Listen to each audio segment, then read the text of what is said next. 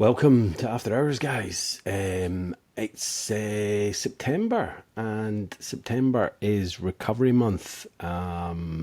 This is the whole month long. Obviously, it's then we go into Stoptober. But I have a little thing that I've been going. I think we're coming up on 2 years in winter, so it's called Sober Seasons, and it's from the 21st of. So it's basically the equinoxes to the solstice and the solstice to the equinox. So I started it. It'll be 2 years ago on the 21st of December, the winter solstice, and it runs for 3 months. So it's ongoing because it's basically from 21st of December to January, February, March, 21st of March, which is the equinox, and then it turns into sober spring, sober summer. So we're coming up on the 21st of September for the new sober autumn, which will run until 21st of December. All the links are on my Instagram, my Facebook. It's called Sober Seasons. It's on Facebook. It's a private group. If you like, see, for me, Stoptober's great, dry January's great, recovery month September is great, but a month isn't long enough. You basically need to have 90 days, 3 months of pure abstinence to really start noticing the difference. This is exactly why I set up Sober Seasons. So it's a small group. It is growing. Hopefully we'll get a lot more people this autumn. Summer tends to be a bit of a quiet season. I think speaking to people that motivate, people go out, and when I say out, they relapse, they start drinking again just because they want to be in a beer garden. It is sad that that's happened, but they notice it and motivate. They don't have as many people going to the meetings, going to one-to-ones. It's just a kind of quiet period because I guess people are drinking and using, which is quite sad. But then you start to have a big influx again in autumn. For the people that are in my sober seasons, I'm quite slack over summer, putting in affirmations and kind of posts because it's a busy, time for gardening. And I had a lot on this summer. There was a wedding and stuff. Don't know if I've mentioned that before. Basically it's coming up in what are we on today? It's the 8th. So by the time this goes out, it'll already have started. If I'm not saying people can't join after the 21st of September. It's just ongoing. People join all the time. I'm not saying that everyone that's in there is sober and stays sober, but it's a good support network, and people are constantly trying to help each other out. And the people that have got longevity, or even like a month or two, they're posting on there to let people know that they're doing well. So it's a great little community, and hopefully we'll get it to grow as well. So yeah. Today on After Hours we've got Ollie. I've not known Ollie that long on Instagram. We've never really spoken. We've just kind of messaged each other. So it was good to finally meet up with him. He's just got a great little page on Instagram. And having a conversation with him, listening to his story. Like me, he didn't really have a massive any trauma growing up or anything like that. Alcohol was about. He had his parents split up when he was, I think 5 or 6, maybe 7, similar age to when my parents split up. Didn't really, as far as he knows, affect him in that way. But who knows? These things can have a detrimental effect that we're unsure of. But I think the main thing for there's a lot of things that Ollie went through, and you'll hear about that, as you listen. But the apprenticeship thing, he was a carpenter. He went into carpentry apprenticeship, from 16, leaving school.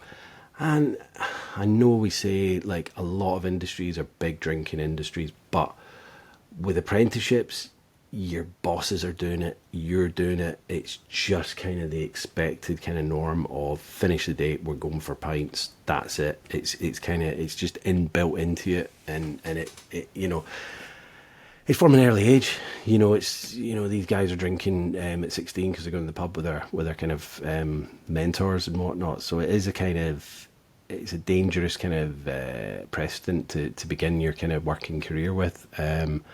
But Ollie went kind of through some massive trauma. He was a witness to a really horrific accident, and I think that was kind of what really started sending him kind of down a dark path. He did kind of have. I don't think he really had as much support as he should have got with that. They didn't delve into it. I think it was just like, right, here's a couple of little counselling sessions, right, on you go.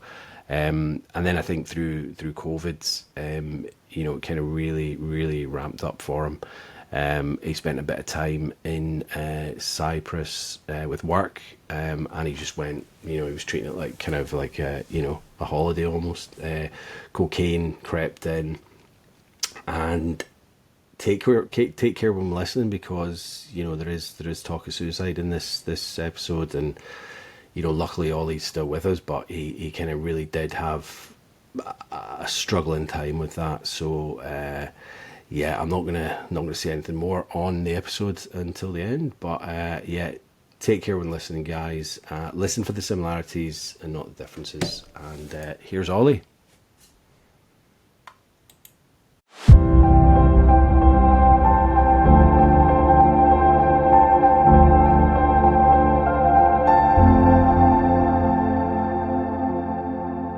Ollie, welcome to After Hours, mate. How are you doing today? Yeah, good, thanks you. Yeah, good man, good. Yeah, the sun's kind of. I always start with the weather. I don't know why I do that, but we're British, so why not? Yeah, Sun's shining here today, mate. Hope it is with you too. bit of both. Bit of both. Had some heavy rain, some storms, but then sunny at the minute. So yeah. Nice. Whereabouts are you? Bedford. So yeah, East Midlands, Anglia area. So yeah, near Milton Keynes. Yeah, So yeah, yeah. I used to um, live in Cambridge myself, so yeah, I think I went to a pub. Is St Neots in Bedfordshire? Not. yeah. It's about 20 minutes away Yeah, from me. Yeah. yeah. I've got a little. You won't be able to see it here, but I've got a little sovereign ring scar from back in the Maybe. day. I Good don't. It work. was a blackout, mate. No idea what actually happened, but a friend told me I got punched in the head, and a guy had a sovereign ring. So that's my Nice. kind of memories of Bedfordshire. But Bedford. yeah. Yeah. Thanks for joining us today, mate. That's all right. So we just want to, just introduce yourself. Tell us about your childhood and when you had your first drink, man. Yeah. So childhood was pretty regular, standard, I suppose. Yeah. Other than my parents split up when I was maybe 7 or 8, but Hmm.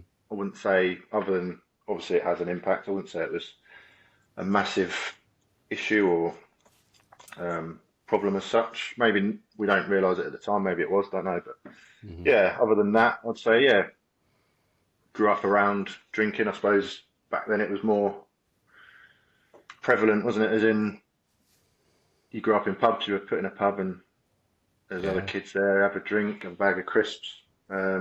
Just get on with it. It's like instead of Yeah, I'm with it. putting the iPad in front of the kids now, it's like, right, Yeah, put it in the corner. And how old are you? Sorry, Ollie. I'm 36.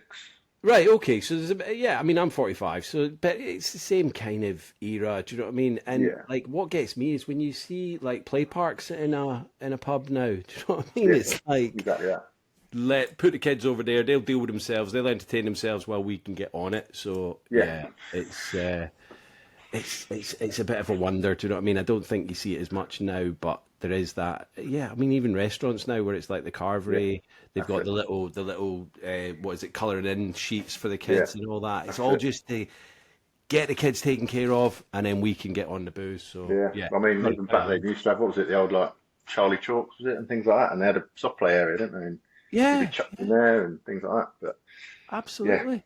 It's crazy, crazy. and don't get me wrong, it, it's a kind of double-edged sword because beer gardens on a sunny, amazing. We've had an amazing summer here. Do you know what I mean? Like beer gardens, they're going to go. Like adults are going to go down, and if they're going to take the kids, at least there's something for them to do. But Yeah, is it right? Is it wrong? It's one of exactly them that. things, in it. Do you know what I mean? Yeah, 100%. I notice that now with my daughter. She's always said like, because you tell yourselves, don't you, that, oh, they love going down there. They love Yeah. running around with the other kids. They love being there and sitting with a bag of crisps. But when you stop and you do realise, and they say it themselves, that's when you realise they didn't really enjoy it. They do it to please us, I think, don't Yeah. they? As Yeah. kids do. It's because that's what they're Really, they're kind of used to, and they get it in the situation, and it's like, no, we don't. What are we doing? We'd rather be at home on an iPad or playing with our yeah, mates. We don't want to be down the pub. 100%. If you offer them all the other options, 9 times out of 10, they'd take those other options, is the way I see it. And Absolutely. yeah, Yeah. when you Yeah. hear it Because from it's them, yeah. I was going to say it's not like I know there's places where you go and it's like you've got all your mates and it's a big group of people, but a lot of times they're going down the pub with maybe a couple of other people, and there's so many other strangers, and the kids aren't. They're probably picking up on, well, that person's maybe a little bit drunk, or that person's yeah, loud, and this is going on, and so yeah, it's not the safest of environments, is it? But no, yeah. 100%. So when did you? Like, I was going to say my parents split up when I was 6, and I've done a bit of therapy and things like that, and Mm, as far as I can see, that didn't cause me, as far as I know, it didn't cause me the trauma. But is it a like underlying trauma, yeah, or like did I drink because of that? I don't think so. But I haven't delved into it. I had a happy childhood. I had a good childhood. I was looked after. But do we think that these things can kind of have an impact? I don't know. When yeah, when did you have your 100%. first drink? I would have been, I'd say 13, 14, that sort of age when you start Yeah. going down the park with your mates and you're doing it to fit in, aren't you? So it's just everyone else is doing it, all your mates are doing it. So you sit down the park with a few tinnies and yeah, that's where it pretty much started really. But like I say, I don't think at that point, I don't think it's for any reason. You're just doing it to fit in. Yeah. Yeah. Um, And I everyone's doing it, think you sit there. I think with like I think a lot of the younger ones now coming up, do you know what I mean, 16, 17, even in their 20s, are they seem to be steering away from it, but I think like your generation was very similar to mine. It's just what we did. Do you know what I mean? Going Yeah. down the park on a Friday, Saturday night, it's like there's not much else to do. There wasn't as much. I mean, I don't know. Did you have when did you get your first phone? I'm guessing you didn't have a phone at 14, did you? Or No, it's probably just about, yeah, probably, yeah, 15, 16 maybe, yeah. yeah, so maybe Yeah. it was kind of that generation, but Yeah. even if you had a phone, there wasn't that much to do on it. Do you know what I mean? No. It's like the kids are just on it all the time. They're Yeah. communicating. They're doing this and doing that. And again, they're getting fitter and healthier. I'm not saying we weren't fit and healthy, but they seem to be finding other outlets, and Yeah. they maybe know the dangers in it. And yeah, but like going back, like there wasn't that much to do when we were that age, so we just go out No, and there hang wasn't out that.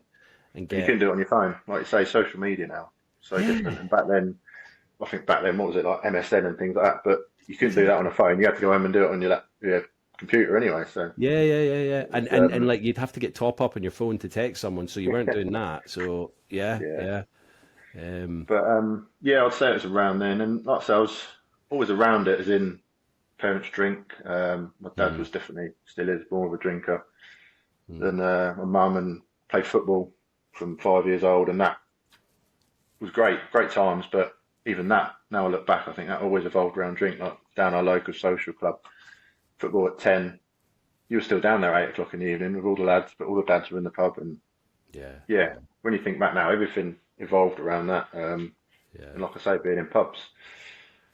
Um, but yeah, I don't think, like I say, when you're drinking then to fit in, it's never you're drinking because there's an issue sort of thing. And I think moving through then to 15, 16, I was quite a sort of big lad for my age and looked mhm, older and having a beard come through. So I was out sort of going into town at 15, 16. yeah, Obviously, it was a lot different back then. People got in easier and yeah, yeah, fake IDs and all that. But yeah, I'd say that's when it started drinking heavily. yeah. So again, still not for any particular reason, but So what was it so was what was pretty your heavy kind of drinking. school life like? Did you finish Yeah, school and go to uni, or did you work, or yeah. So I finished school and went into apprenticeship, 16, yeah, carpentry, sort of construction, straight in to a big drinking culture within that. yeah, So like working away from home a lot. Funnily enough, it's for the company that I did my apprenticeship with that I work for now. Come right, back to. right, But yeah, there's always been a massive drinking culture around it, and working away from home was a perfect excuse to go out. And Yeah. like I say, at that age, you don't really have any commitments or cares. So there wasn't, I say there wasn't any danger in it, as in I wasn't drinking for the wrong reasons. I think you don't regret some of it, do you? Say, well, I definitely Yeah. don't from 16 to 21, 22. It's, Yeah. yeah, Yeah. it's what you did and you fitted in and it was a way of socialising it, confidence. Yeah. So yeah, And it's funny because, like, I've had a lot of people on the podcast and, apprenticeships and all that. And yeah, it is a big drinking culture, even like, working on sites and all that. But the thing is, there's drinking cultures regardless, wherever you go. Do you know what I mean? Kids yeah, finish school, they go to uni, there's massive drinking culture. I worked in banks, in pubs, in call centers, all massive drinking cultures. Do you know what I mean? It's not like there's yeah, one, but the difference with apprenticeship is you're doing it from like 16. Do you know what I mean? So you're yeah, with your peers and they're obviously going down the pub at the end of the day. And what are you going to do? Do you know what I mean? Sometimes you're yeah, getting a lift home with your mentor or whatever. yeah, And yeah, and so I'm not, like I was still drinking at 16, but I think with that it's kind of embedded in your kind of your makeup. This is what we yeah, do in this business. Do you know what I mean? So yeah, yeah, definitely. yeah, Yeah, it did. It was sort of Thursday, Friday, Saturday night was always get yeah, out. I mean, I look back now, I always used to do it and then get up for work and still perform, but you did. But yeah, I think yeah, I say it's just part of growing up. You wish you didn't. I think for me personally, I wish I hadn't, hmm, but I don't regret all of it. It's definitely yeah, yeah, yeah, yeah, yeah. got that side to it, if that makes sense. But yeah, well, I think then from 21 onwards, it started to creep in as a to fit in. Hmm, hmm. So even through school, going back to the school a little bit, it was I had lots of mates, fitted in different groups, but I never was quite in one. Does that make sense? Hmm. Yeah, yeah. I've always think going through school, I thought I'm a bit something's a bit different. I'm not on the same level as certain people, not quite as clever as some people, and it was always that struggle to fit in. Mm. When I was a bit younger, I got bullied for a little bit. I used to get like a um, cold sore sort of thing, and I'd get nervous, lick my lips, and used to go all around my mouth. And so Sorry, mate. Went off a that's sec right. there. Yeah, yeah. You're back. Um, so yeah, that sort of thing. And then, again, back then it didn't really affect me too much. But going back to what we said earlier, I had therapy and counselling, and that come up, and then maybe you think maybe it did have an effect at the time. And Hmm. later in life, I developed like a social anxiety, and maybe it stemmed from all that. And like I say, I think even at 21, I was starting to drink just to find people to drink with and go out and socialise and Hmm. fit in. Yeah. And I suppose that's when it started creeping in as a problem, as it wasn't just for enjoyment. There was another reason to it, I Hmm. suppose. Um, I think, I think it hits the nail on the head with a lot of people, and a lot of people don't realize it. Like I'm only just starting to realize. Like I started drinking at 14, and I'd go out with my mates, and then if they weren't going out, I'd find some other people to go out with. Do you know what I mean? I had yeah, my main core friends, but I was a bit of a floater as well. Like we're talking yeah, like take teens and into my 20s, because I'd always find people to go out with. But the thing with me is, I was always drinking, and I was always like yeah, I didn't know how to just have a couple and go home. Like and like when I got sober at 40, I was like, fuck, do you know what I mean? Like I've never known how to socialize without a drink. yeah, So anxiety is like through the roof. Like I'm getting better at it now. But if you'd said to me, like obviously over the years there was a couple of like maybe events here and there that I would have to go to sober, but I'd hate it and I'd yeah, probably not be myself because I'd be quiet and I was like, I need to get a drink in me. Do you know what I mean? And I yeah, think we all use it as a social lubricant. We all use it. And yeah, of course there's people out there that don't drink and don't need to drink, but I would say the vast majority of people drinking from an early age, that's how they socialize. So yeah, we're seeing massive levels of anxiety coming through. There's always probably been it, but I think we're more aware of yeah, it now with mental health issues. So yeah, I totally get that, man. yeah, It's tough. yeah. So what was your kind of drinking habits like through your 20s? Was it just weekend drinking or? Yeah, I mean, like I say, working away from home quite a bit, so Mm, it could end mm, up being almost Tuesday, Wednesday, or yeah. Wednesday, Thursday. Then you go into the weekend, you carry on. Used to be football.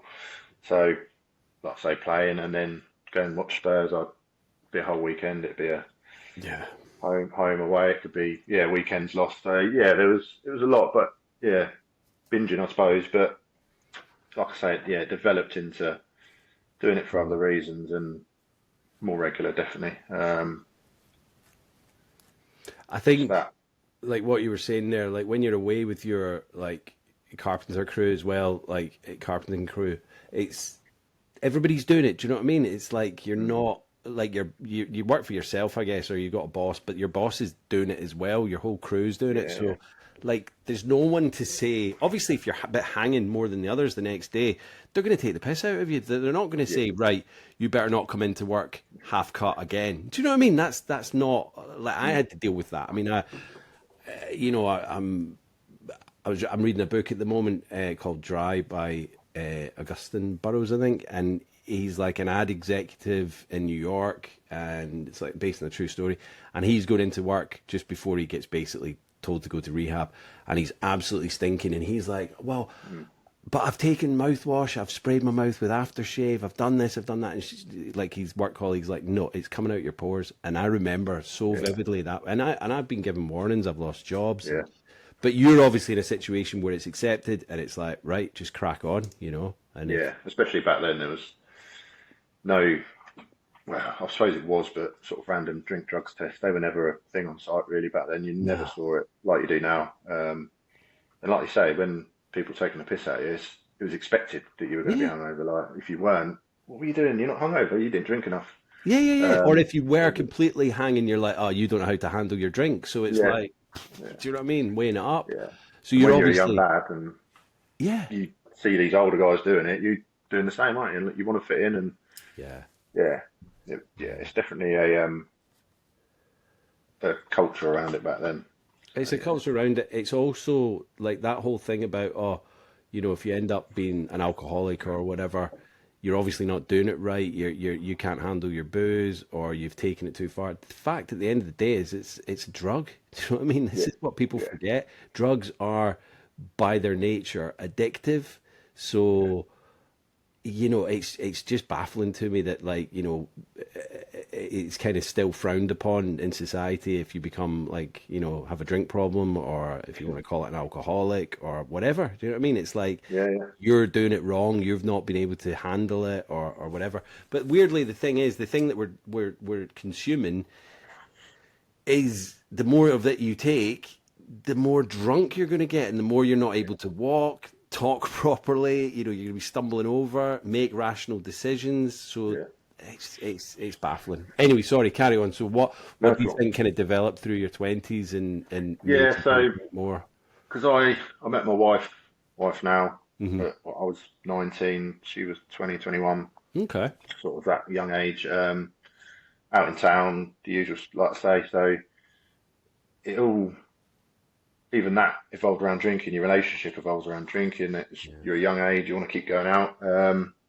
Yeah, so it just stemmed from there. I think she fell pregnant when we were both young and decided obviously the best thing was to do was to have an abortion, and we're both not in the right place, we're not been together long enough, don't live together.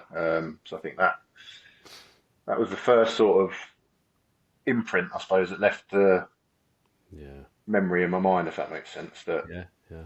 um, Well, shit, that's what It's we've done. traumatic. I mean, I Yeah, know it's the decision that you've both made, but yeah, that's a traumatic decision to have made in yeah, your life. So yeah, you're gonna be affected. Of course you are. Yeah. yeah. So again, I think I'm not saying that was a necessarily an issue that made me start drinking, but I think Hmm. it's the first real thing that hits you in life was that for me, if that makes sense. And then like I say, going through, I reckon, like I say, 21 onwards, it started getting worse, and then I think 25 to 33, sort of 34 when I stopped. Yeah. That's when it really was my worst drinking.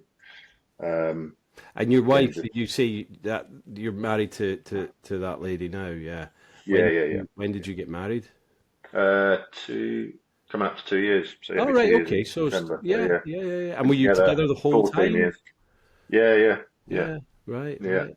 And So is she a drinker as well? she is, yeah, but she doesn't.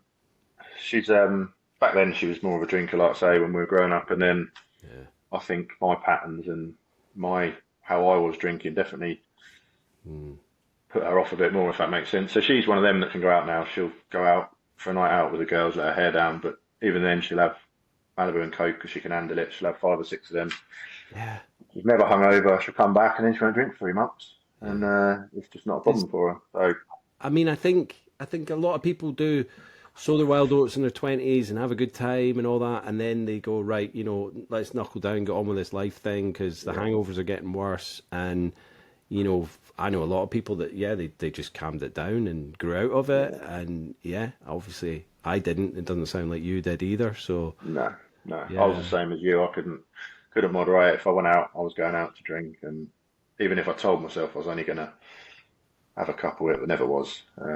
no. And it's like for Yeah, me, like a weekend would be the Friday night, big one, probably Thursday night as well. And then like Saturday would be as soon as I was getting down the pub, like, if it was lunchtime.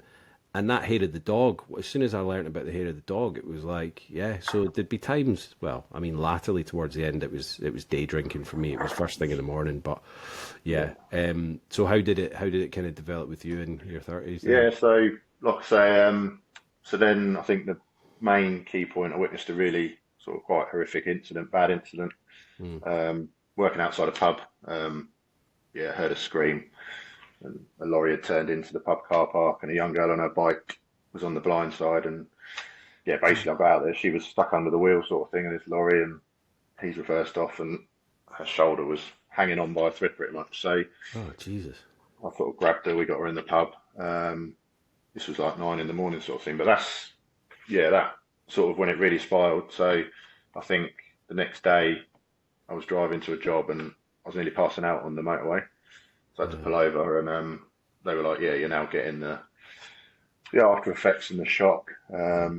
So yeah, and then I ended up having a few weeks off, and yeah, that spiraled into sort of PTSD, anxiety. Um, and it's the first time it's ever, like I say, I've noticed it Hmm. really. Hmm. Um, and then I don't think it was that long after that, sort of months, that COVID hit.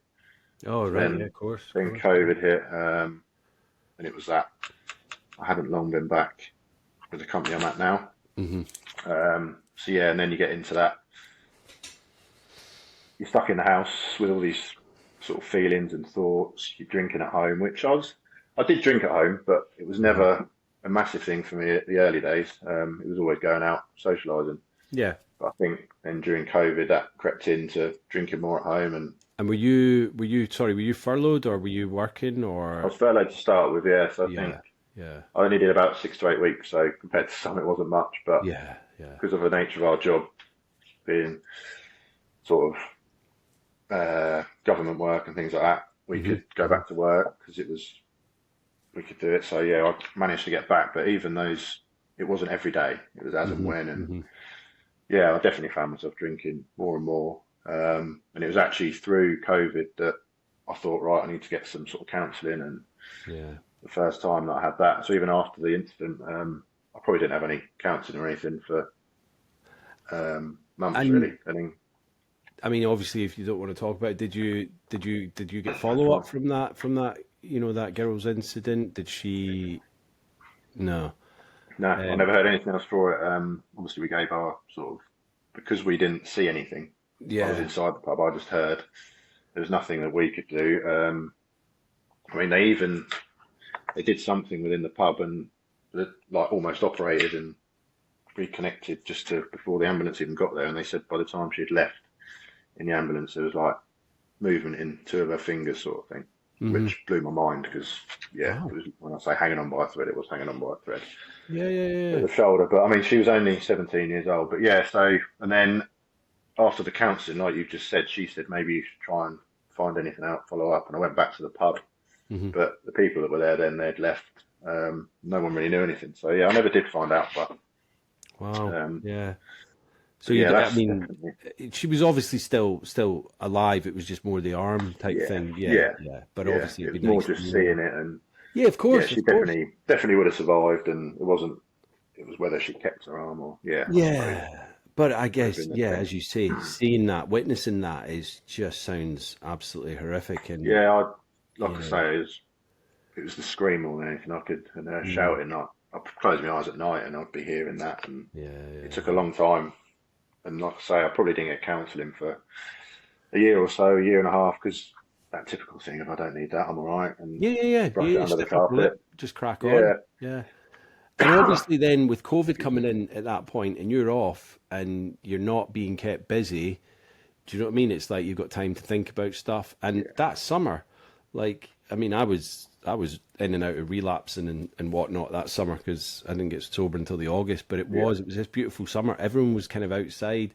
There was loads of memes about like, oh, we're off work, party in the garden, and all that. As long as yeah, you're isolating, and it was madness. I mean, still looking back, I don't know. It's just this weird kind of fantasy world that we went through of COVID. What yeah, the hell was it? yeah. Being Still told don't to make stay in sense, your does it? homes. Yeah, it's still baffling. Yeah, And the amount of people that I know that their drinking either ramped up or they'd never had a problem before, but then yeah. COVID came along and they ended up having a drinking problem because the bottles were getting opened earlier and earlier, and That's there it. was Yeah, getting more and more of them. So yeah, yeah, yeah. Well, that was it. Yeah, I can't leave the house, so go in the fridge to get something at 10 o'clock, and I'll just grab a can. Or yeah, yeah, it yeah. was that easy because there was nothing else. You weren't going out. Yeah. And I don't know about you, Yeah, but I didn't know about this until after I got sober. And it was probably a good thing, but you know what, like Uber Eats delivers wine and stuff, and I think you can get it on yeah. Amazon now as well. So it's like, were you doing any of that at that point, or No, I wasn't. no, No, I no? wouldn't have known at that Yeah, time. No, yeah. but yeah, it's so much readily available, isn't it now everywhere? Oh, So any time of the no, day. I mean, I used to remember when we would be like round a mate's house, and we're talking like 10, 15 years ago, probably longer. And I remember we kept on trying to find these numbers because we'd heard about places that would deliver and all that. We never did find a place, but if we'd been drinking now, back then yeah, you just phone up. It's 24/7, isn't it? You just get it yeah, delivered to the house, and yeah, yeah, the party would just never have ended because, like, we probably got to points where we were absolutely sozzled, didn't need any more. I'm sure there was a bit of other stuff going on as well, and it was like it yeah, was a good idea. And I've done some stupid stuff and gone to the 24-hour Tesco's when I shouldn't have, and picked up stuff. But just having it delivered to your house now is just yeah, insane. It's yeah. crazy. Mind Yeah, blowing, isn't it?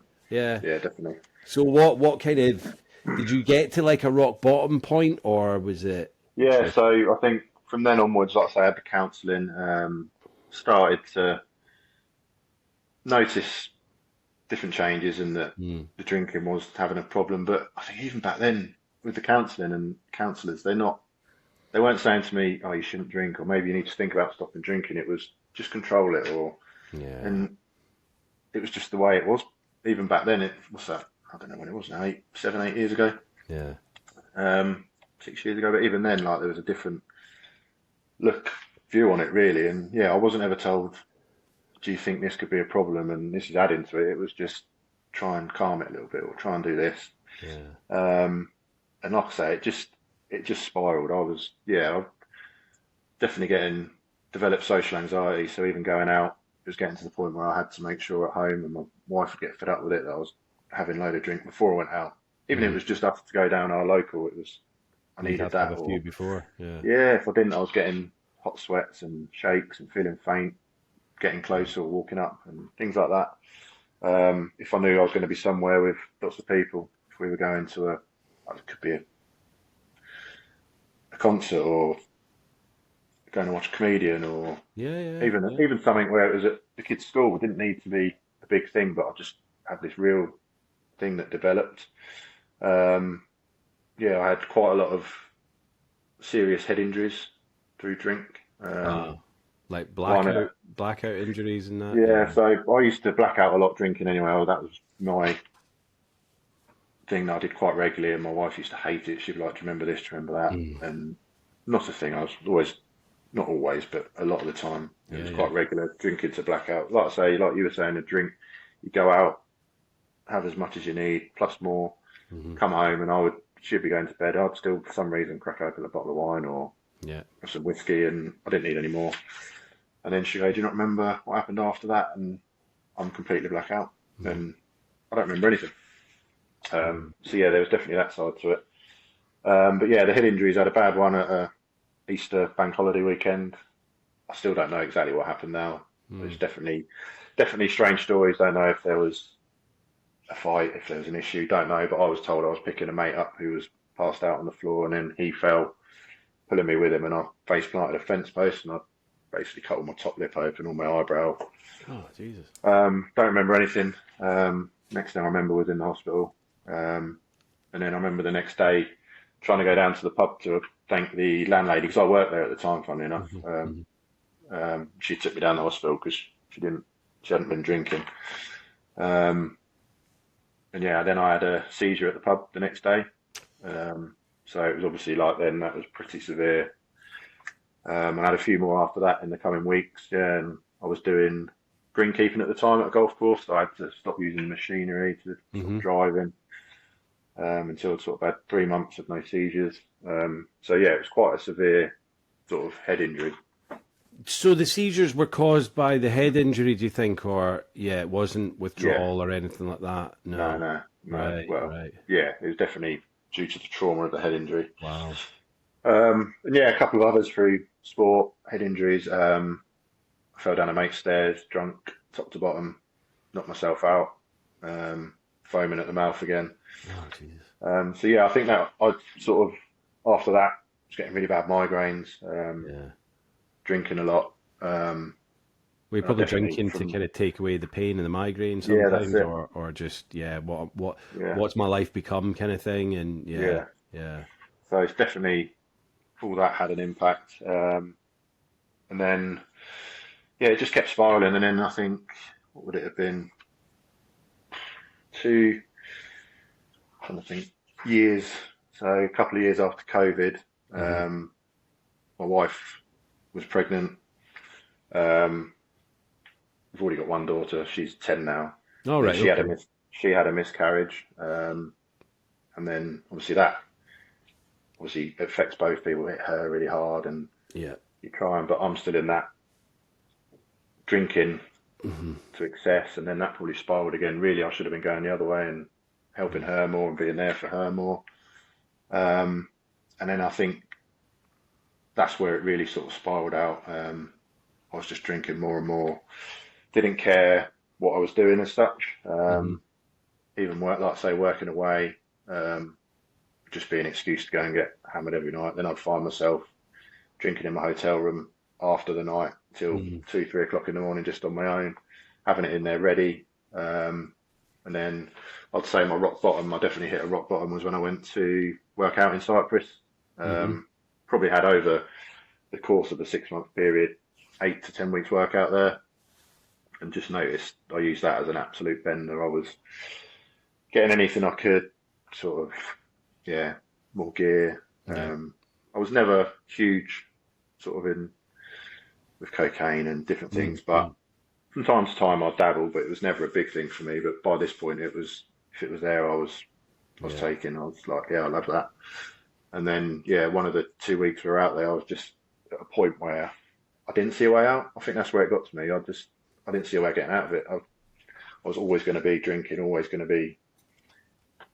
I was letting people down, letting my family down. I could tell that they were noticing it, and I think that's what it got to me. And that's, I had a sort of suicidal time when I was out there, and I was thinking over a few days, I just don't go back home.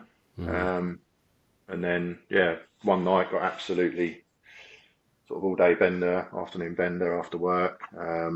Carried on into night, took a load of speed.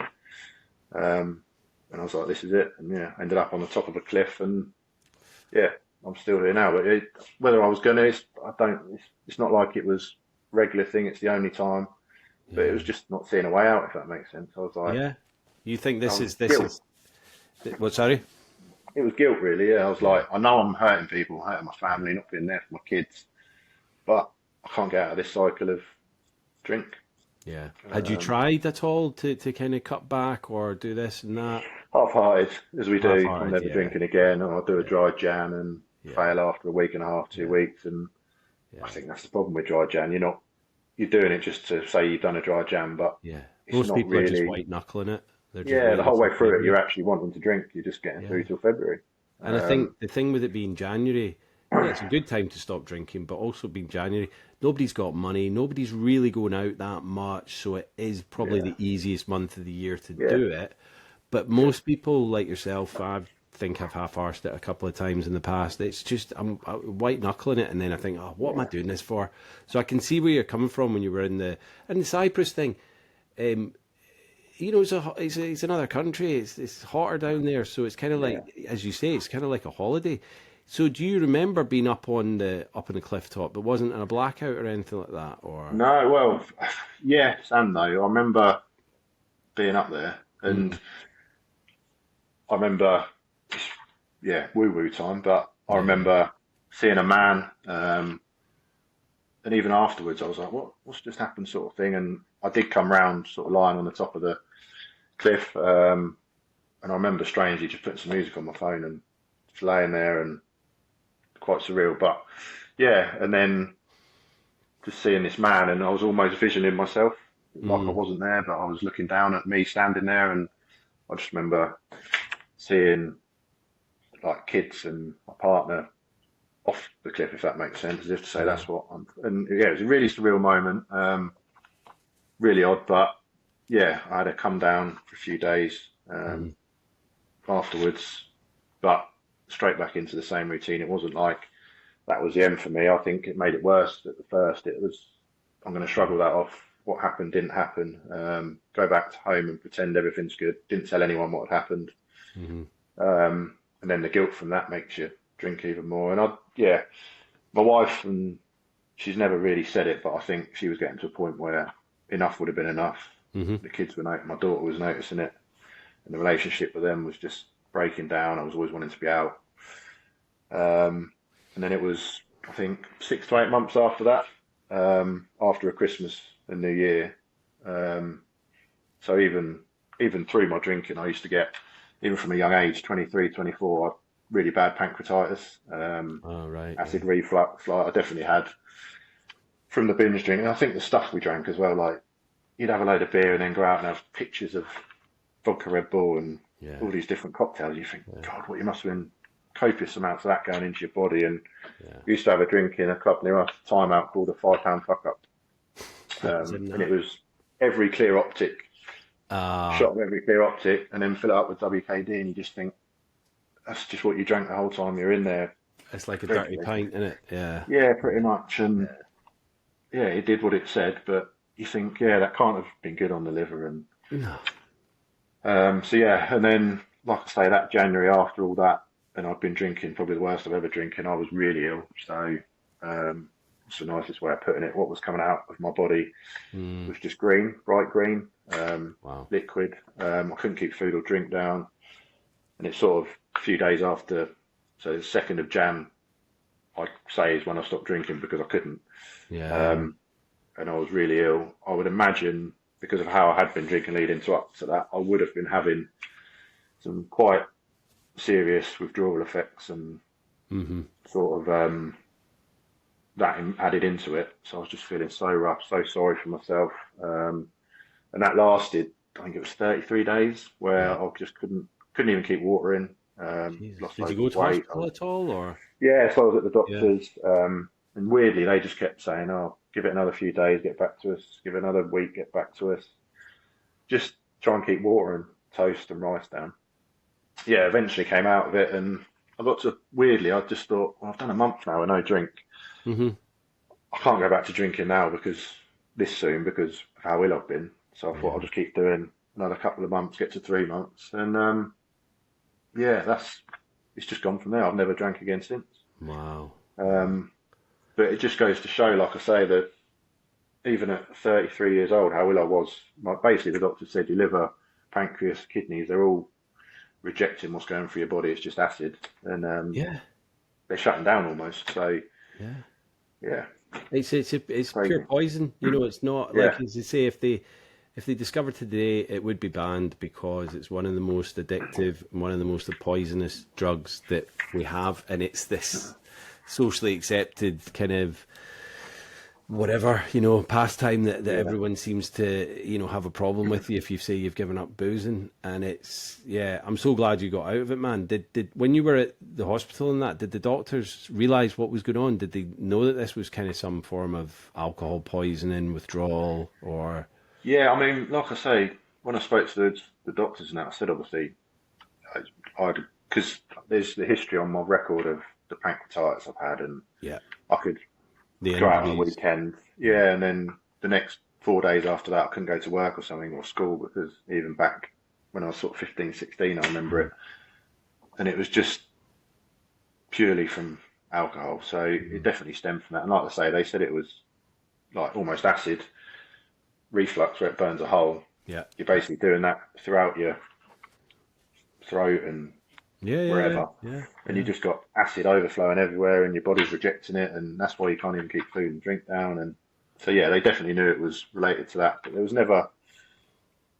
I was always just at home. It wasn't. I didn't go anywhere. I didn't go to hospital. They just said it'll pass. Keep yeah, going, it'll pass. And I think the second and third week when I was ringing him, he's going, "It's got to be still clearing," and it's not. I'm still vomiting. I'm still, hmm, yeah. And that was my wake up call. Really, strangely, it wasn't a suicidal thought. It wasn't how I was putting my family through. It was that made me think, oh, yeah, enough's enough. I don't want to feel like that again. And yeah, shit, if that's what's happening to my livers and kidneys, I won't be yeah. here to see my kids grow up. And yeah, Yeah, it won't be your choice. Like on the cliff, it's I guess yeah, it was your choice yeah, to either do or not do that. But with yeah, this, it's like, you know, when I've watched films, I know people who are way on the other side of that, you know, from prolonged drinking, and they've got all the different things wrong with them, and it's not a pretty sight. You know what I mean?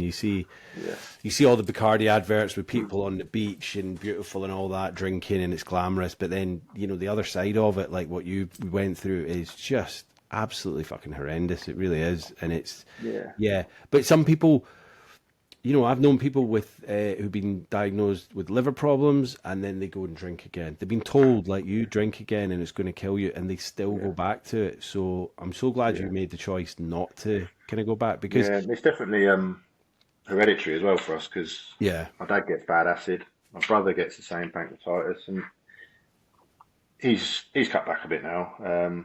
But me and him both were the same. We used to say, if we drink Guinness, it'll be all right. Guinness doesn't yeah, do it. And even the doctors would say that's the best thing you could drink. Weirdly, they'd say if you're going to, that's the best thing to do. yeah. Um, but I know really, someone. it's still the alcohol going through your body. I know someone that's massively allergic to alcohol. They come out in, like, you know, blotchy skin. Their heart starts beating. They get Yeah, like hyperventilated. All this kind of stuff going on. They feel puffy. yeah, So instead of thinking, right, I'll never drink, they take massive doses of antihistamine before they drink. yeah, And it's like, yeah, well, just give up drinking. Do you know what I mean? But at yeah, least you've kind of seen that it's a problem and it's not making you, you know, well. So yeah, knock it on the head. yeah, So what did you like? I mean, I always say to people, like, 3 months is like the kind of magic number. Three's the magic number, isn't it? 3 months is when yeah, you start feeling better, you start looking yeah. better, your Sleep clarity gets of better. mind and all that. You're Yeah. far away from the last drink. So did you, like, after that 3 months, did you struggle at all? Did you start thinking, oh, I need to go down the pub, or, you know, how did Yeah, I you don't. feel with that?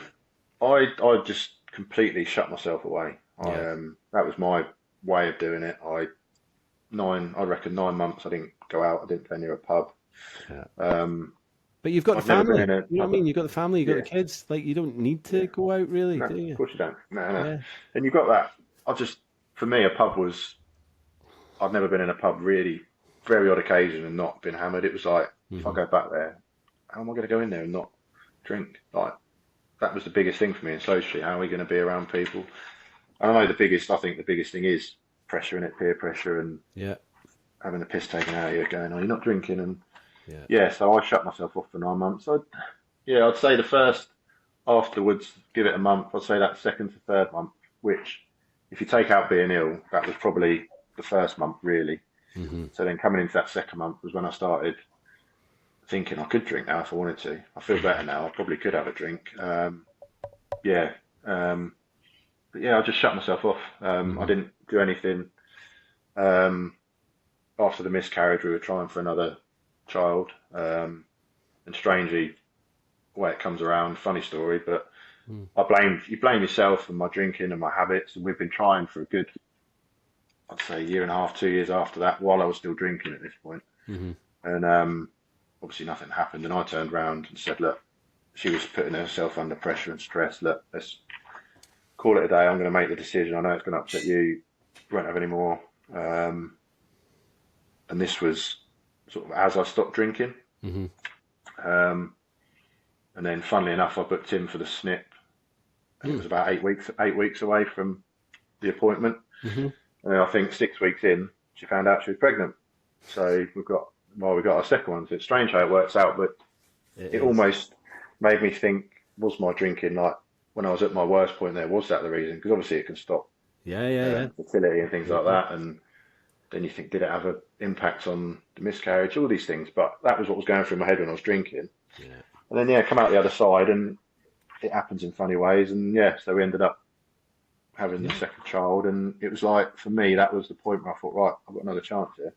Yeah. Like, my daughter Congratulations, was man. sort of, cheers. So he's coming up to 2 Yeah.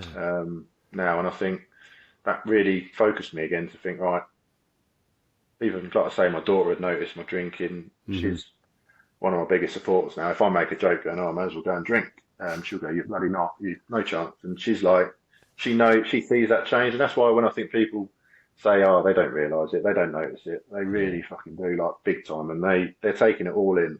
Yeah. So for me, it was like, right, I've got a second chance, do it again. And I think that's when I was like, right, I need to make this stick. And I think the big change for me at that sort of, like I say, 8 or 9 months was connection, finding community. I was on Instagram, but wasn't really doing anything or posting anything. Mm-hmm. I joined the Dry app. Again, I was in the background, didn't post, didn't do anything. And then someone just said, look, start posting, getting involved in the group. Mm-hmm. And then I joined a group called Off the Sesh within Dry. Okay, yeah. Guy called Matt Pink set up, that's part of the Dry app, setting that up. And it's just a group of lads basically that he set up for like a men's group that all used to be a bit of sesh heads and drink related. And there's just literally a Zoom call every week. They do some meetups and trips. And it was just a game changer for me, finding a group, finding a connection. And that was when it all started coming into place, really. So it just kind of clicks, doesn't it? I mean, I didn't. In my mind, everybody drank and everybody, went out and partied and all that. I didn't realise how big the sober community actually was. And I mean, I did a bit of AA, I did NA, even though drugs weren't a major problem with me. I would just take them here and there, but I went to NA and I did that militantly for a year. Like yourself, though, I kind of, just locked myself away because I didn't want to. I'd moved to the Isle of Man, I'd moved here, so I didn't really, the only people I knew was my family, so I kind of just, the only people I was going out with was people from meetings and stuff. Then I was on Instagram and, just converse, having conversations with people and chatting to people. And it's, a lot of people don't want to go to AA or NA because they think, well, it's all about God, which it's not. But, and I get that. They don't want to go and sit in a room, so they want to do it online. And it's great. The Zoom meetings are fantastic. And I just think any way that anyone can find to get sober and stay sober and do the work is just amazing. I think that's like... I picked and chose. I went to AA, NA, CA, SMART meetings. I did stuff on Zoom I went to rehab for a bit. It was just everything and anything. It was like, to me, it's like throw the spaghetti against the wall and see what sticks, and it's, I was reading Quit Lit and watching films and what was it? Oh, I was going to say, so this was about, God, it's probably about 15, 16 years ago when I lived in London with an ex of mine, and 2 of my mates came down from Cambridge to visit us, and it was a mad weekend. There was this, there was that. They were down with us the whole time, and they told us that they'd been trying to have children. They were trying for a baby, and they'd been doing this for a couple of years, and just they'd been checked out, and everything seemed to be working, but they just couldn't do it. And on the train on the way back from hanging out with us, they were like, let's just fucking knock everything on the head, like just quit everything, see what happens. I think within about 3 or 4 months they were pregnant, and Yeah. they've got 2 boys, I think now. So yeah, and it's just like Yeah. you don't know whether that is affecting it or not, but like knock on the head and stop Yeah. putting poison into your body and Yeah. things can Exactly. happen. It's Yeah. mad. So 100%. do you kind of go down into pubs now, or what was that like when you kind of reintroduced yourself back Yeah. into So, society as such? like I say, I think the first 6 months was just getting through it, and I Yeah. was still in the mindset I want to drink again. And then I think after 6 months, it got to the point of actually, this is good. This is you because you feel better, don't you? And Yeah, yeah, yeah, yeah. Yeah, yeah. everything starts improving. Then your sleep, your energy, and yeah, Mhm. I was like I say with the illness, I was badly overweight at that point. I was nearly 20 and a half stone, nearly 21 stone. Right, wow, wow. I mean, I'm 6'2", so it wasn't. People go, you didn't look that big, but I was very overweight, very unhealthy, very unfit. So it was like, yeah, that started dropping off without me doing anything. I was like, oh, I'm losing a Hmm. bit of weight. I'm feeling a bit better. Yeah, and then 9 months onwards, yeah, I think I started going out again. I can still go and sit in a pub now. Hmm. Alcohol-free drinks were big for me. Some people do, some people don't. It's Hmm. each to their own. Like you say, there's no right or wrong way, whatever works for everyone, Hmm. I think. But I use them a lot, still do now. Not a lot as much, but I still like them. Like I don't know, sitting Yeah. in front of the telly watching the rugby or something. It's like it's nice to have a couple of alcohol. There's some nice ones out there. Sort of, There's you're so drinking because many you now. actually like it though, not Yeah. because you just want to get hammered. You're drinking because you think, oh, that craft lager is quite nice actually. I Yeah, love yeah, that. yeah, yeah. I mean, Um, I would never try any of the. I think you can get vodka and yeah, gins now, and I'm like, that's yeah, probably too close to the bone for me because I mean, mm, my end game was basically straight vodka, just necking yeah, it. So I wouldn't go there, but like I really like the Guinness Zero. yeah, We've got a few local breweries over here that do like a cup. They've got a couple now of like alcohol-free stuff, and it's great. yeah. Like I won't go out and session on them. I won't like. I think I No, have. yeah, I think I did have seven one night, seven Guinness, and I was like, whoa, that's probably yeah, too many of that. And I yeah. think I felt a little bit because it's not completely zero.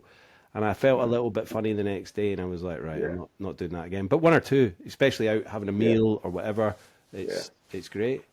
Especially now getting them on draft, Yeah, it's yeah. good. You feel like you're fitting in a bit. No one's asking any questions, No and one's they're asking you nice. They're just questions. nice. Yeah. Yeah, I love it. So Yeah. yeah, it's definitely easier now to go out, but yeah, it doesn't bother me anymore. One thing I've still not done is go back to footy, because that was just bender. Weekend's gone, and still not gone back. Hmm. Doesn't really bother me now. It makes me wonder if I even went to the football or if I was just going for that Yeah. excuse to have a bender. But yeah, so going out doesn't bother me much now. I choose to do it. Hmm. That's the good thing about it now, as and when you want, and you got the beauty of driving. And when you get to Oh, that point, off you go. I'm out. the So beauty of yeah, driving and the beauty of not having like what you and I did. Like we'd be coming home. And like people in the house that want to have a conversation with us, and they've gone to bed because they can't be bothered, and we've cracked open another bottle of wine. Like, what's that all about? yeah, But now it's like getting home about maybe half 10, 11 o'clock. Being able to yeah, drive home and then get to bed, and then being able to get up and do stuff over the weekend. yeah, Like I love my yeah, exactly. Yeah, weekends. I work hard at the yeah, week.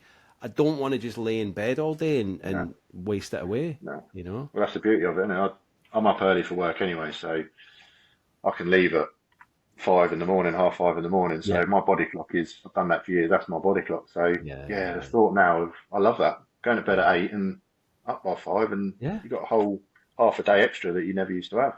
Oh, it's Um, amazing. I mean, I've yeah, got three stepkids, and I love being able to do stuff with them at the weekends, and just being here in clarity. I mean, they've never known me as a drinker, so I'm glad of no, that. And it's just being able to kind of just not being sat yeah, in front of a telly all weekend or wanting to go and gorge on a McDonald's or whatever to make yeah, yourself feel human again. yeah, Because we work no, hard, definitely. so we need to enjoy ourselves. Yeah, you still got to have your own things. And you've been doing a lot of kind of. Well, is it running or did you do a hike? You did a hike recently, Yeah, didn't so I you? did some running. I've done a couple of charity hikes. So yeah, Yeah. pretty year and a half into it, I decided to do an ultra 57k hike. Wow. All bold and confident. Yeah, I'm really fit now, and I've lost 2.5 stone. I can do that. Yeah. Yeah, it was the worst thing I've Brutal. ever done. I've done it. I raised good money for Yeah, yeah. alcohol change, and yeah, I got through it. Literally passed out on the line. I was that dead on my feet. Had But you sort did of it, man. medical thing wrapped around. Yeah, done it, and it proved to me what you can do, and Yeah. I think it spurred me on really from there. Like I say, the weight loss, I'm not down under 17 stone now, feeling good. Nice.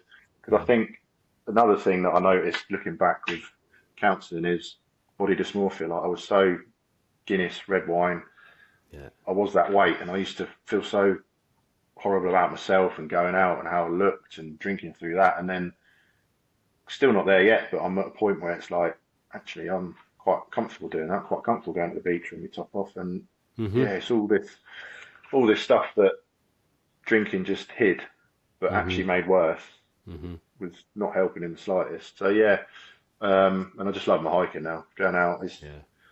even going back to what we said earlier about the woo woo. So when I was up on that cliff, and then funnily enough, I went to when I started getting involved in the dry up. They did a dry festival last summer. Mhm. Not the one just gone, the one before. Um, and everyone went there, and they had sort of different wellness things and yoga and meditation, and they did some breath work. Nice. And I was at that point now. I was like, right, I need to start looking at this sort of stuff, and I sort of changed my mindset around it. And Yeah. I went. It was a group. Obviously, there was 3 sessions, so there was 20 odd people laying on this church floor. She was doing this breath work stuff, and I did the sort of first set of round of things. I thought, okay, this is all right. And the second one kicked in. I thought, oh, I was drinking. And then the third one, I had this really profound image, and straight away I knew where I was. I was up on that cliff, and I was like, Oh wow. shit. I don't know if this is the time and place for that. So I got up, said I needed the toilet, and left. And it sort of Yeah. brought it all home to me a bit, and it was like, oh, I don't know how I felt about that. I felt really awkward at the time, but yeah. So I think it was after that I started going back to some counselling and therapy, as in just to talk about everything. And Yeah. actually, I think when I had my counselling and therapy before, I was always hiding a lot of stuff. Whereas here, I thought, right, I really want to delve into Mhm. the deep stuff and the healing side of it. And yeah, so I've done that, and it just spiraled out of there really. And then I've had sort of Reiki and Oh nice. reflexology and all this sort of stuff, and it's all come to the forefront. And the spirituality side come through, which Yeah. I never thought would be me. I never thought I'd be here, but I'm like, wow, this is like a whole new eye opener, and everything that you feel and look at life is completely different way. Yeah. And from what I've gathered and worked out, so I had a hike up in Yorkshire Mhm. only 5 or 6 months ago. This is where it really sort of stemmed from, and I was having this hike, and I was walking down. There's a waterfall, beautiful waterfall and pool area, Mhm. and I sat there, and there was a few people around. There was a woman doing a sketch, and it was all that, and I must have sat there for about 20 minutes, half an hour. I was almost in my own little zone, and everyone left. Mhm. And this was probably half an hour later, and this bird flew down, and it literally, end of my boot, I was on a rock, and it was sat on this rock.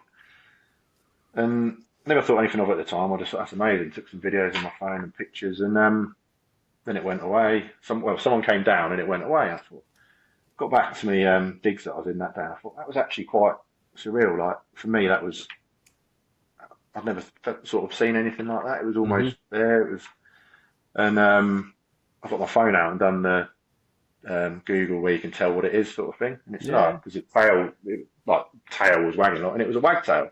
Ah. Oh, right, fair enough. So I thought fine, and I googled the spiritual meaning behind it, and it said, oh, healing, and I was like, right, this is where I'm at. Yeah. Follow your intuition, all this sort of stuff. And literally that night, I got on my phone and go to Google. I thought, right, where can I get sort of reflexology and Reiki and stuff around my area? And I found a few numbers, rang around a few people, sort of explained my situation, and one of them just really stood out. She goes, "Oh yeah." She spent a good half hour talking to me on the phone about it and Mhm. going through everything. And I said about the counselling, and the counsellor had said, "Go down this, maybe try this sort of route of like more spiritual sort of healing sort of thing." Mhm. Mhm. And yeah, so went to meet this woman, and shit you not, walked in a place and there's wagtails on the wall. Um, and I was just like, this is crazy. And I told her the story. She's like, yeah, that's how it sort of works out. And I was having all these sessions with her, and I was just like, to me, it was like, it was meant to be, I'll come and see you, Yeah. and that's where we're going to do it. And then Getting I haven't goosebumps, said it, man. I'm getting goosebumps when you tell me the yeah, story. Yeah, it's mad. just crazy. And it just led from there. So I told her, I hadn't told her anything. I thought, I'm going to keep everything from that side of it back. I'll just tell her this is what I want to do. And we had a few sessions of reflexology and different things, and then I had some Reiki. And just what came through was just, she was like getting things come through, and she's like, oh, I'm getting a man in a flat cap sort of thing,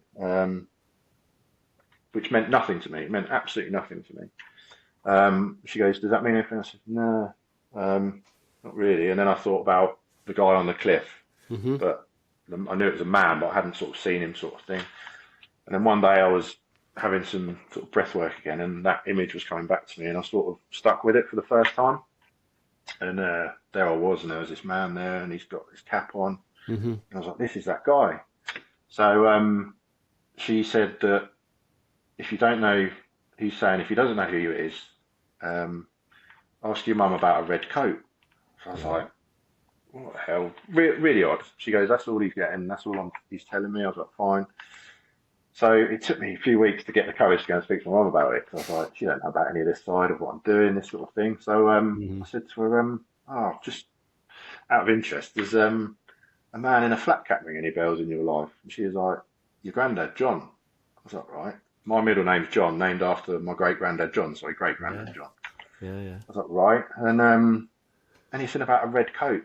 And she was like, yeah, he brought me this massive flamboyant red coat that I wore during my sort of teenage years to go out for years and years. And she goes, that's the only thing I can put it to. So yeah, so it sort of said to me that this was, but it's all, and it just all made sense. So it's like, maybe he's I don't know, it's all new to me still. It's only 5 or 6 months, but I don't see anything from a religious perspective. I'm not a religious person, but it's the universe, that guardian angel, higher self. I don't know what it is, but yeah, and it's sort of it's blown my mind. It's an absolute amazing story, Ollie, and I love it because, like as I say, it gives me goosebumps. Because the thing is, like, I'm not religious. I'm not. You know, I was born, I guess, you know, into Christianity or whatever, but I don't follow any. I don't go to church. I did go to AA and NA, which people say is, you know, but it's the God of your understanding. And for me, my higher power was the universe, because I was like, it's everything around me. It's all encompassing. I did a lot of meditation when I was in rehab, and I absolutely love that. I've kind of fallen away from it, but I need to go back to it, because that kind of got me to, you know, go deeper into myself. And yeah, the universe and everything is just so massive and unfathomable. We have no clue. We have no clue about what can happen and what's going on. What I know is, I don't know if you've ever read the book The Alchemist. No, but by Paulo Coelho. Yeah. That's all about, like, you know, if you start something, the universe will kind of go, okay, this person's trying something new. Let's you know, like, give them a little couple of helping hands along the way. Like, the universe will conspire to help you. You know, and some people can say, oh, it could be beginner's luck or whatever. But like, for me, as soon as I got sober and started trying different things, I set up my own gardening business. I went back to doing my photography. Everything just started happening for me, you know? Like, before, when I was drinking, I wasn't putting anything back into the universe. You know what I mean? I was just drinking and being negative and bad vibes and all that. You know, like, I wasn't a horrible person, but I wasn't doing anything. I was just wasting my life away. But as soon as I started doing things that were positive and kind of, you know, reaffirming in my life, just good stuff started happening. Do you know what I mean? And it's like, you know, I'm 5 years later now, and you know, I've married an amazing woman. I've got 3 stepkids. You know, I live like literally 10 minutes away from my mum and dad. Before, I used to live hours away from them. My brother's just up the road with his kids. I've got all of these amazing people around me, and it's, you know, it's all down to me not drinking. You know what I mean? And that's the one thing I gave up. And you know, life just starts getting better, and the universe starts looking after you. So I think it's being open to it, isn't it? When you're drinking, you're not open to all this sort of stuff. You shut it up. Whereas now you're looking and you think, I'm open to this, and I'll let things be, and what happens happens. And like I say, the hiking and nature and being up in a mountain, being around water, just gives me this, I don't know, I can't explain it. It's like a clarity. It's a clearness of the head. Like I did. So we've got Isle of Man's pretty small, you know, and we've got an addiction charity over here called Motivate, which I do a bit of peer mentoring for. But anything that I do that's kind of, so I walked around the island on my own. I did it like over 4.5 days wild camping because 100 miles circumference. So I did that for Motivate. I did a half marathon this year for Motivate. So anything I do, I kind of like, I'm raising money for them. Yeah. But I know what you mean. Like I love doing these, like either, whether it be a half marathon or a 10K or that like hike around the island. I love being out in nature and doing that. Do you know what I mean? It's Yeah. like, you know, Like I say, I work away a lot, so my life always used to be evolved around the nearest town, the nearest Wetherspoons. I need to stay somewhere near that.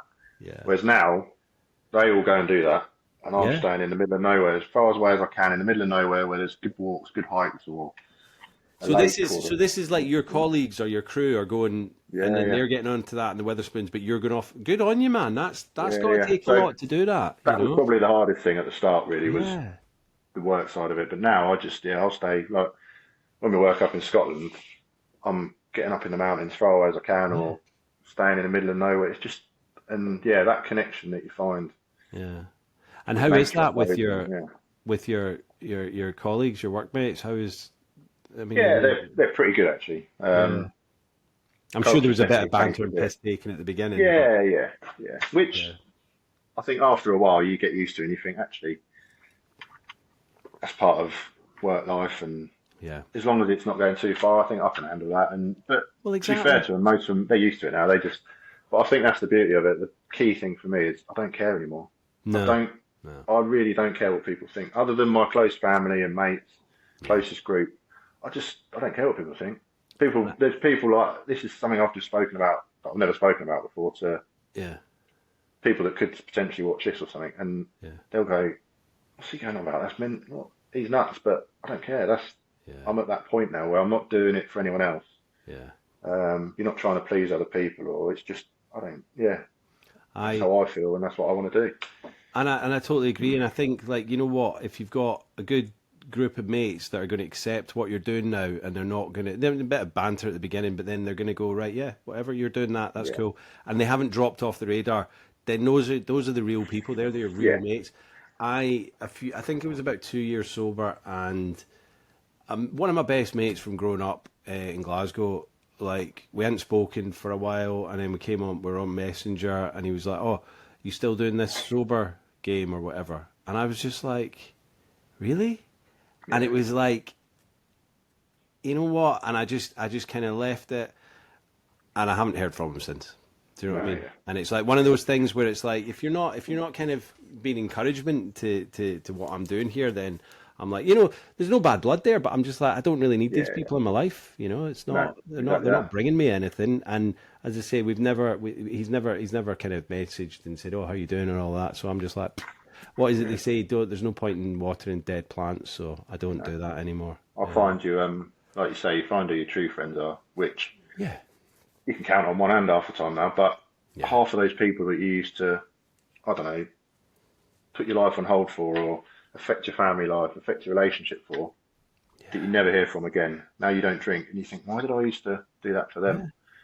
And you find out You'd who be your like, true friends are, and it's yeah, yeah, you'd be like on a Friday night, and your missus maybe doesn't want you to go out because they want to watch a film with the kids or whatever, and it's like, no, no, no, I've got to go. I'm going to go down the pub, and I need to see the boys, and it's like, I would find myself doing that sometimes, and it's like, why? And then you find you're sat down an old boozer yeah, till 1 in the morning or whatever, 12 o'clock, just talking absolute shite, yeah. and it's The like, same what? thing you did the week before, and the same Yeah, yeah, yeah, yeah, conversation. yeah, and People then sat in the Saturday same comes places. round.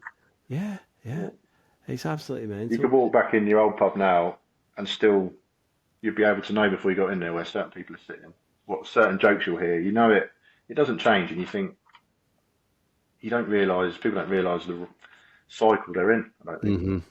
Exactly Yeah, that, and they're just and it's too hard for them to get out because it's just the norm for them, and it's like, well, what else would I do? And that's the thing. People say to me when I got sober, like, well, what are you going to do? And I'm like, everything else. yeah, There's this amazing world around us that there's just so much to do, and it doesn't cost money. Like hiking, running, exactly. whatever, it doesn't cost money, Yeah, but it gives you sea that dips, clarity. cold swims, all that stuff. Yeah, Like, yeah, and the yeah. buzz you get off that is, I think what they say is it drinks 20 minutes, 30 minutes dopamine hit, and then if you If go out that, in nature or you ground or you go and have a cold dip, it can be 2, 3 hours that hit is, and yeah. it's just I from mean, doing something completely natural. we've literally been living on the beach this summer over here, and it's like we bought ourselves a paddle board, we got a kayak, and it's just great fun. I mean, the water's freezing, but you're getting that cold Yeah, water dip as well, so it's all yeah. good. It's all good. But I think on the flip side to that with the mates, it's surprising how many people reach out, or maybe the ones that you didn't expect would, and Yeah, they and they're might like, they might not say it in a roundabout way, but they're not saying it directly, but you know why they're asking or why they're, yeah, yeah, yeah, yeah. and And the I thing think is, we're that's not. why we keep doing it. We're getting to the age now where people are starting to think, oh, I should be really worrying about my health and taking a bit more care of myself. And it's like, if I'm going out and, like, I hate to go on about it on the podcast, but it's 7 types of cancers they now know. Like, breast cancer is linked to, one of the main Yeah, causes is alcohol, yeah, pancreatitis, like you were saying, yeah, liver damage. Everyone's always known about that. But I think the cancer thing, I didn't know about that when I was drinking Hell no, for Leather. I thought, yeah, I smoked as well, but I was like, well, I'll give that up at some point, But then, like, if I'd known that drinking was doing that as well, I'd have yeah, probably given that up yeah, when I gave up smoking. But they don't. But yeah, all the bottles say is drink responsibly. I think they yeah, need to start putting labels on bottles saying this is really bad for you. Not saying that they're going to stop drinking, but at least people have the education about it. That's yeah. the thing. It's like, funnily enough, listened to one of your podcasts earlier, and Mm. um, was saying about one that always sticks with me. The fact is about the deaths and Yeah, direct deaths, plus the ones that are linked to alcohol. And you think when you add them all up, compared to every other drug there is, and the two legal things, smoking and drinking, yeah. absolutely outweigh everything else added No, It's, together. And it's mind blowing. it's crazy. It And really is crazy. the government, like, they're making an absolute fortune off it. We get that, but they're absolutely piling money back into the Yeah, NHS to yeah, what weighs what out. And the fact that they still let the alcohol companies, like, do their own advertising, they self-regulate themselves, so there's no control over that yet. no, I hope it will come in at some point, but yeah. Ollie, what advice would you give to someone that was kind of, sober curious or just starting out on their recovery um, journey? oh, yeah.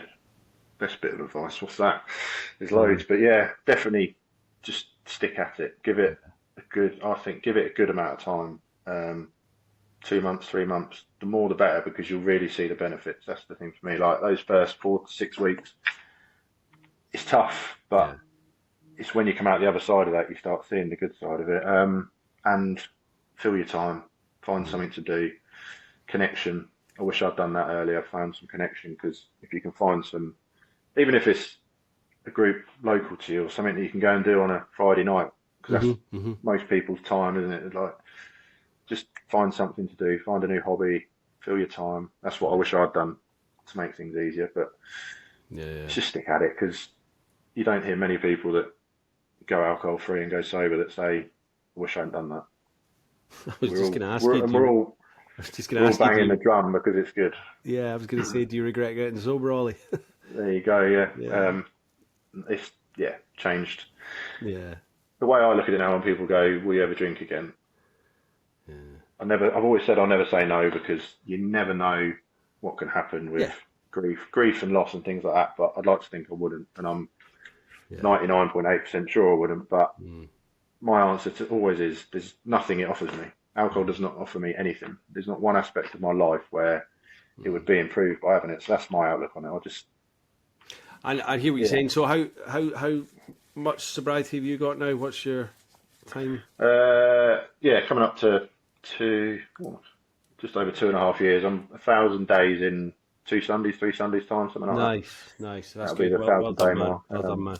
The So thing yeah, is, like, I know what you're saying there about, like, I was the same. I think the first 1, 2, 3 years, and I was like, oh, what happens if, like, someone close to me died, or grief, or, major trauma in my life. And I was like, yeah, I can't say if I, but now, like, 5 years, and it might be different for you, but I'm like, nah, I'm not. There's no way I'm drinking again. And like, why would I want to disrespect their memory by drinking? And B, yeah, what good's it going to do me? Do you know what I mean? yeah, Like, I'm just going to end up back where I was, and yeah, even worse, because I've been drinking again. You know what I mean? yeah, So, like, it takes time, but yeah, I don't think yeah, that's going definitely. to be an issue. But I yeah, think the biggest beauty that comes out of it as well is feelings, like everything that comes up, like dealing with it raw, and it's hard at first, but you eventually Oh end yeah. up embracing that, and it's like it's great. It's all there, clear, and you know the best way out of it. And I think that's another thing at the start that people I found hard was dealing with those feelings. So yeah, Mm-hmm. when they do come up, get through it, and it ends up becoming amazing. So Yeah, yeah, without a doubt, and it just learning like to deal with the emotions, but also having patience. Like I never had patience in the past. Like I would never fly off in a like mad rage or anything like that.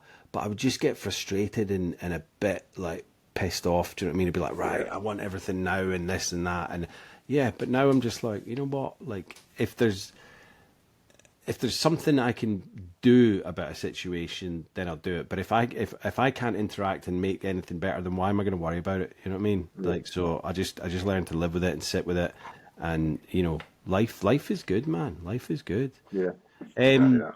have you got any recommendations? And don't worry if you don't, but like for a podcast or a book or a film about recovery. Um, Book-wise, no, because I never used to read, and I'm starting to try and read now. So Yeah, yeah, yeah. been What told about that, Audible? Because I can never find time to read, and when I get home from yeah, work and I pick up a book at bed, I'll fall asleep. But I listen to Audible on like when I'm working. Do you know what I mean? When I'm yeah, working during the day, and I can just go through books and books and books because I'm listening to them. yeah, yeah. I listen to it a lot when I'm driving because I drive a lot. So, Yeah, yeah, yeah. like I say, the last few weeks I've been sticking yours on in the morning and then Ah, sticking them on the way home, and it's like thanks, man. hour and a half journey, funnily enough, and it's like perfect for your. Perfect. Yeah, But yeah, yeah, yeah. podcast. There's podcasts for me are the one I listen to a lot. There's so many out there, and then Alcohol Explain the book. I know everyone, Yeah, no, especially on it's a like good the one. dry. I haven't read it, but I need to read Yeah, that. yeah, But yeah, I think there's so much out there, and just yeah, it's good to. I think the best bit is hearing other people's stories. yeah. It's like, That's what helped me at the beginning when I went to yeah, like AA and NA, and I just thought I need to. And I know there's so many podcasts out there, but I just like to add another one to the massive podcast list, and mm. yeah, thank you for coming on, Ollie. No, It's been nice an one. Thank absolute you. pleasure Enjoyed getting it. to know you and hearing your story, mate. So, thank Yeah, you. thanks for having me on. Nah, it's an absolute pleasure, mate. We will catch up with you soon, mate. All right, take it easy. Cheers. Take Cheers, care, mate. man. Yeah, thanks, Ollie. Thanks for giving up your time to come on and share your story. His first kind of podcast. So yeah, I think he did amazing on that. Because it's not easy to for the first time sharing your story, and I know it's just me and him talking, but I guess in the back of your mind, it's a lot of people are going to be listening to it, so there is that aspect which can kind of put you off. As I say, I think Ollie did great, but it's quite a traumatic story. He got to that point where a lot of his organs were just failing on him, and bringing up just not being able to hold anything down, dealing with almost pancreatitis, which he'd had before, and just basically having to give up because he had to give up. I mean, I never got to that point where it was almost like, right, doctors are saying you have to give up. I don't think I was far off of it, but for Ollie, it was like, right, I can't drink. I physically can't drink because my body's just rejecting it.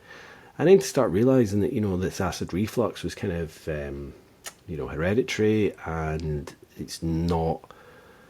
It's just madness that we keep putting this poison in us time after time when we know that it's possibly not serving us any purpose and it's not doing us any good. So, well done, Ollie, for kind of recognizing that, because I know a lot of people that once they get better for whatever it is, alcohol related, whatever, and then they're just straight back on it once they start feeling a bit better.